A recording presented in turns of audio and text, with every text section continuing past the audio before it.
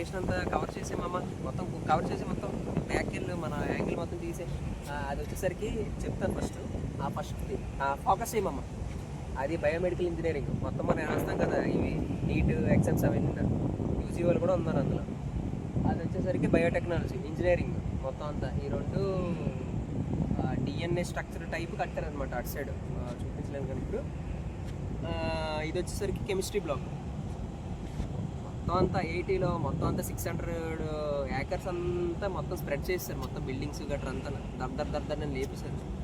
అది వచ్చేసరికి mathematics, PG mathematics ఉంది కదా, అది మెయిన్గా కాస్ట్. అది వచ్చేసరికి మెటీరియల్ సైన్స్ అండ్ మెటలాజికల్ ఇంజనీరింగ్ అనమాట.